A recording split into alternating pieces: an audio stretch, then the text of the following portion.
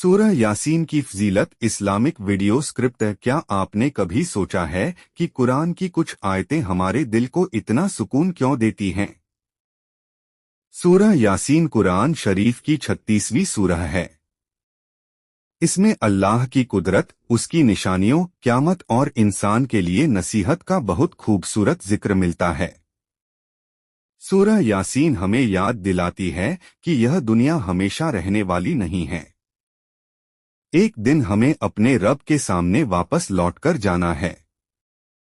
जब इंसान परेशानी में होता है, दिल बेचैन होता है और रास्ता समझ नहीं आता, तो कुरान की तिलावत दिल को सुकून देती है।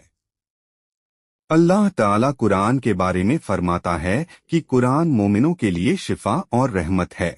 इसलिए सूरह यासीन को सिर्फ किसी परेशानी के समय ही नहीं, बल्कि अल्लाह की याद और कुरान को समझने की नीयत से पढ़िए। और याद रखिए, किसी सूरह की फजीलत के बारे में वही बात आगे पहुंचाएं जो कुरान या सही हदीस से साबित हो। सूरह यासीन के बारे में मशहूर कई रिवायतें ज़ीफ हैं, इसलिए उन्हें बिना जांच के नबी की तरफ मंसूब नहीं करना चाहिए। आइए आज से कुरान को सिर्फ पढ़ें नहीं, बल्कि समझें और अपनी जिंदगी में उतारने की कोशिश करें। अल्लाह हमें कुरान से मोहब्बत करने वाला बनाए और उसके मुताबिक जिंदगी गुजारने की तौफीक अता फरमाए। सूरह यासीन हमें सिर्फ पढ़ने के लिए नहीं, बल्कि सोचने और समझने के लिए भी बुलाती है। इस सूरह में बार बार इंसान को यह एहसास दिलाया गया है कि जिस अल्लाह ने हमें पहली बार पैदा किया, उसके लिए हमें दोबारा जिंदा करना भी मुश्किल नहीं। जरा सोचिए, आज हम दुनिया की छोटी छोटी परेशानियों से घबरा जाते हैं। कभी रोजी की चिंता, कभी रिश्तों की परेशानी, कभी बीमारी का डर और कभी आने वाले कल की फिक्र। लेकिन सूरह यासीन हमें याद दिलाती है कि जिसके हाथ में पूरी कायनात है, वह हमारी परेशानी को भी दूर करने की ताकत रखता है।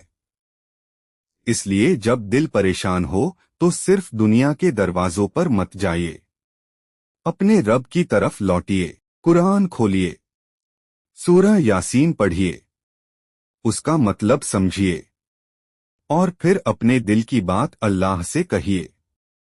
क्योंकि इंसान से अपनी बात कहने के बाद भी कभी कभी दिल खाली रह जाता है।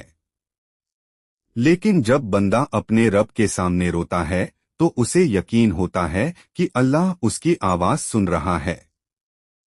याद रखिए, मुश्किल कितनी भी बड़ी हो, अल्लाह उससे बड़ा है।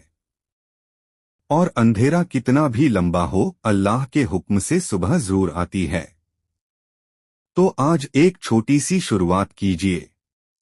कुरान को सिर्फ अलमारी में सजाकर मत रखिए, उसे अपने दिल में उतारने की कोशिश कीजिए। अल्लाह हमें कुरान पढ़ने, समझने और उस पर अमल करने वाला बनाए, हमारी परेशानियां आसान फरमाए और हमारे दिलों को अपने जिक्र से सुकून अता फरमाए। आमीन या रब्बुल आलमीन।